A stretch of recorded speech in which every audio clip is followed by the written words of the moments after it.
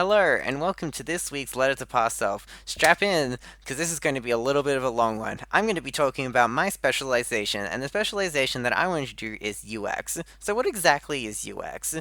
UX is designing a game of like the what, where's, and why's, and how's. The best way I describe it is when you look at something, you should be able to tell what every single thing it is. And a UX person is someone who designs it. It's like reading a map, reading any sign anyway. It's about designing an experience that is easily digestible. And the reason why I wanted to do this is because this is something that I love to do actually, and it's something that I have a lot of commonality in.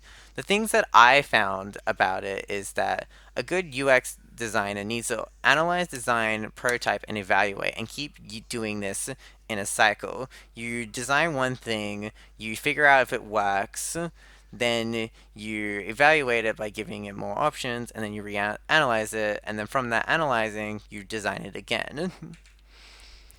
But how does this all relate back to games? The reason it relates back to game by having clear application to UI. The user can do what they need to do when they need to do it easily. It extends to every part of a game, overlaps into general interactional design, control screens, platforming, anything under under the sun. It's about understanding a player. What else do they like to play? How do they think? What frustrates them? And what is their goals and interests? These are all different things about UX design. What it means to be a UX designer for me is it to create an experience that can be easily learned by three different aspects: visual, audio, and mechanics. These are keys when you're thinking about UX. They allow the player to believe that they are in the game, teach them about what the game is and how to play it. The other is tons of documentation, but not a lot of writing. The documentation is simple and easy to read so that other team members will be able to read it and go through with big lists without going through a big list of words. Other forms of documentations would exactly be like mind map, logic drawings, UI designs, and storyboarding, etc. Anything that can visually represent on how you want to describe it. There's different ways on using documentation. It's about understanding what is the right one for the correct thing you're designing. To quote a website that I found that gives out these that give out rules on how to write these documentations is rule number one. We do not want to waste hours working on pages of documentation that won't be read by anyone, right? Documentation is just actionable if it is used, so we need to make sure. Rule number two, it's short, it's painless, so our team can make use of it without spending hours going through documentation and trying to make sense of all of it. Three, the entire team adapts to it. Invite your product owner, your engineers, the marketing and support crew, etc., to contribute to it as well. The more the team contributes to it, the more likely it can be consumed by everyone. Number four, but take care of it. Don't make it too complicated to maintain, otherwise things can fall through the cracks, as my favorite deliverable quote says. That's basically different things that I found online on what it means to be a UX designer and what it means to be me. At the moment, I'm using what I've learned to help design the user experience of a game I'm making called Casa Lovers. Casa Lovers is a game that was heavily inspired by Kingdom New Lands. This is a game that uses very simple UX design and doesn't really use a whole lot to explain. How they explained it is just by pointing at different things and then using a simple arrow to explain the main controls and the entire objective of the game. To put it from what I learned from playing the game is you collect coins to build your kingdom and raise it higher and better than the rest. So this was kind of the mindset that I was trying to go through when designing the game. There was also another rule that I have when I was designing the user experience of this game, making sure every single button was within thumb range. If the button was out of thumb range, then it needed to be changed or relocated, which was about a third of a screen on a normal mobile phone. So the first thing I designed was creating a layout of what exactly a base model would be, what a main screen would be, and I decided that I was going to have a bar at the bottom that was easily accessible to the five main screens, these being stats, settings, the throne room, the coin vault, and the kingdom view. These five rooms are the particular key being the highest being either the throne or kingdom view, then coin vault, stats, and then settings. And I wanted to put these buttons in a particular order so that it was easily accessible and made sense. I first had the first layout where I had where I had stats, settings, throne room, coin, and kingdom view. The reason is that the reason for the other two stats being like stats and settings being on the left side of the room is this is the most reach, and these are the ones that people are less likely to go in and view. For throne room being in the center because this is one that you would constantly need to be going back and checking, so it was a lot easier to go back to. The kingdom view button being on the far right side because you'll be spending the most amount of time within this room, so you will only be pressing it a few occasional times. By keeping it close to the player, it will allow you to just not needing to like stretch your thumb out, but also not so that it's you don't accidentally press it. And the coin vault room being in the middle because this is the room where I would feel the player, if they have nothing else to do, they would spend their time just making coins appear because they have nothing else to do in the game.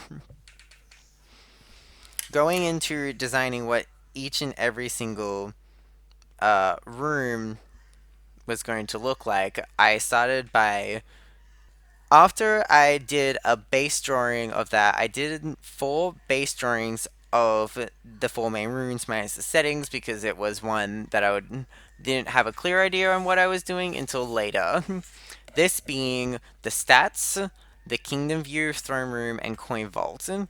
I started with the throne room designing on how I wanted it to look out, where you would see the player themselves in as a king or queen sitting on top of a chair and looking down at your people, and your people would come up in a line. You will see your own banner of your thing, and the reason is that in Kingdom New Land, you got your own like colors and stuff, and I kind of wanted to tie on like you get a banner and you get to, and it matches the random color that you got. And I wanted to keep this all theming so that it feels that this castle is personal towards you, as well as you were able to see your people in front of you. I wanted to also make sure that the player felt that they were bigger and better than than their subjects by giving them a higher seat than everyone else and making their throne ridiculously big. I also only want them to be facing towards the people to show that they care about them, even though they're clearly at a higher rank.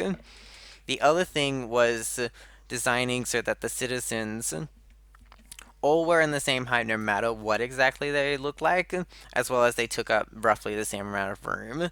I also wanted to make it so that not all of them were visible because you can only press on one at a time. For the interactions and designing this, I didn't go as far, besides, I wanted it that you can tap on them and a thing would appear. Same with Kingdom View. I knew it was going to be plots that you would scroll down and view, and you would also see your castle, and that the only interaction was taxing the buildings that would appear, and both stats and coins, where stats would just be a room that you would visually see. All your different stats describing what your points are, and then the other being the coin vault, where it just shows your coins, and it keeps increasing size based on the amount of money that you have in your vault. For the stats room, there was one thing that is important notes is this for the player reading what their stats are. For what's it called? For how to describing what the rank of the stats is, I wanted to use word base, so the player had no idea what exactly they're sitting at, so that they feel that it's so they feel that they have no idea of where they're sitting, so they would have to figure out by playing the game on what things improve what, and they discover on their own. And I felt by creating these weird words like meh, terrible, and garbage, it'll allow the player to have a little laugh as well as kind of be figuring out what exactly is good or bad. And another thing that kind of helped in leading into what I said earlier about using other people is the design students gave me an idea to have increasing shield things as well as words. Huh.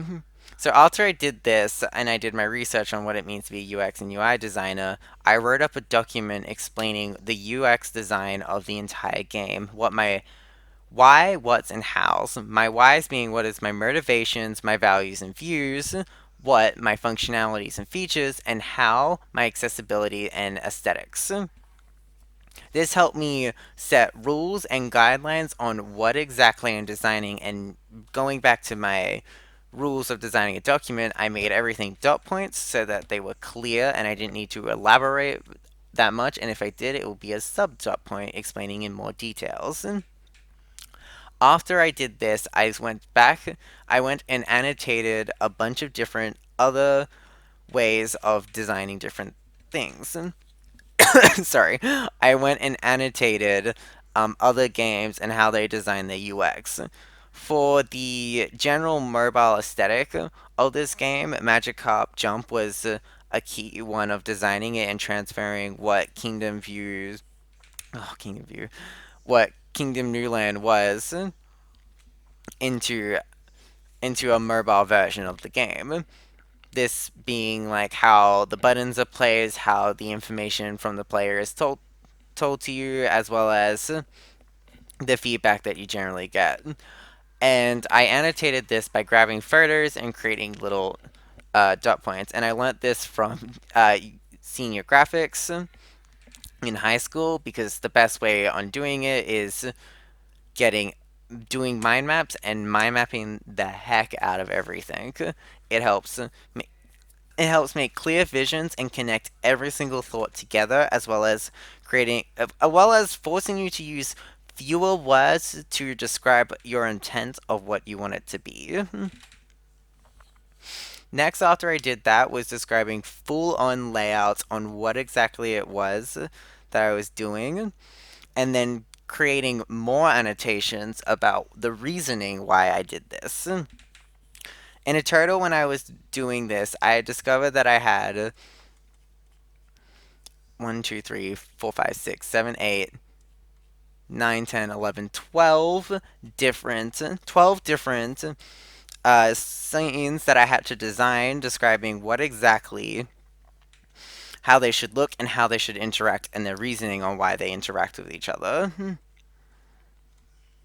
I did this as well to explain where buttons are laid out, where the information is displayed, why it's displayed in this particular way, as well as giving rough scales on how everything looks to each other, and making sure that my vision is clear on what exactly I want the user experience to be feeling. At this point, I need to revise my UX design because after doing a little bit of playtesting, I have discovered that I've discovered that I've failed to put in a tutorial explaining what exactly the game is and how exactly you played it. So I wouldn't be surprised if my first analytics score is going to be quite low because it's not very clear on what you can do as a player and what is accessible to you. Otherwise, I believe I've learned a lot on what it means to be a UX designer, and I will continue doing this because I found it very fun to both write and draw a document because it's something combining two things of one that I've struggled with and something I do quite well and making a good fusion of it and where I can able to describe my vision by using words and then using dot points to explain more detail on the reasoning of why things are like this.